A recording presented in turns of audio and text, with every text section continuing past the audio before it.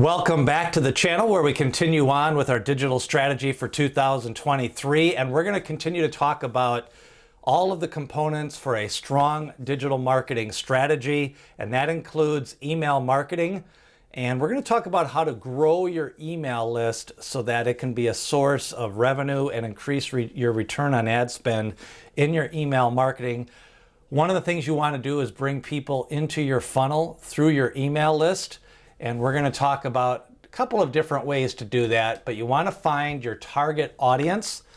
You want to have subscribe buttons on every page. You want to personalize your landing pages. You want to clean up your list, and you want to kind of set up your list so that you can do different segments. So let's talk about this email marketing, starting off with your target audience. Find out, when you look at the buyer personas for your audience, what other networks are they on? Are they on Facebook? Are they on Instagram? Do they go to Twitter? Are they on LinkedIn, Pinterest, Reddit? Find out where they're at, and that is where you want to promote your newsletter and email list and try to gain subscribers. So your target audience, once you look at your buyer personas, which can be as simple as if you're B2B, what type of job titles do they have? If you're more B2C, maybe it's an age range, it's a type of income level maybe they're at, it's where they live. Different ways to find that target persona for your target audience. Then you want to hit them with subscribe. And this may sound like overkill, but if you have a website and you do not have your subscribe now button on majority of the pages, unless there's some very specific landing pages, you want to have it visible. You want to have it on all your social profiles, Twitter, Facebook, LinkedIn, wherever you're at, and you want to have adding a subscribe button. But you also want to list the benefits of subscribing, or tell them what subscribing will do. A lot of times people just have subscribe now, and they have no further information what they're going to get. And even a one-sentence thing, to receive this, to get this, to benefit by this, can get a few more subscribes.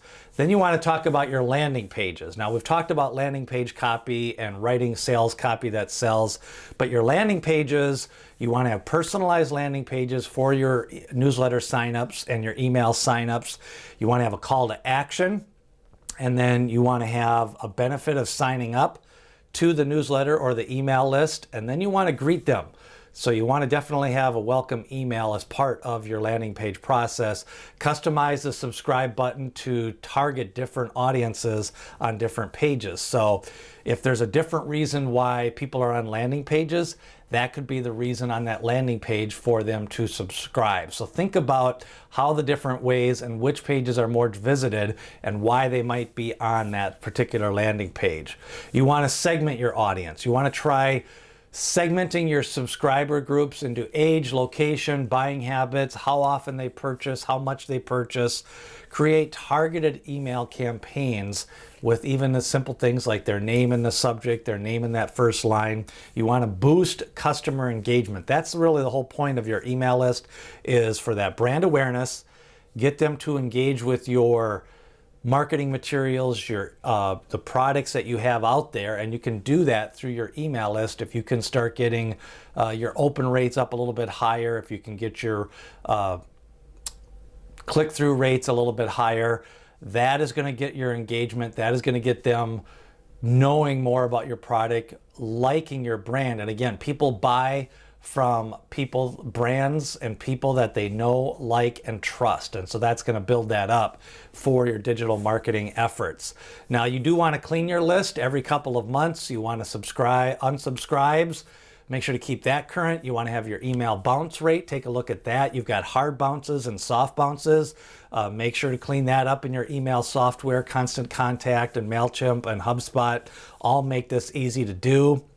You want to have sometimes a double opt-in for your email subscriptions. And then every once in a while, you just want to send an email maybe once a year. Do you still want to remain on my list? Just to clean that up. Again, it's more about engagement rates and open rates and click-through rates rather than open rates, because a lot of times you have email automatic opens through programs, and then now with iPhone not tracking a lot of the email opens, your email rates could start to go down a little bit, but that doesn't really reflect the true open rate.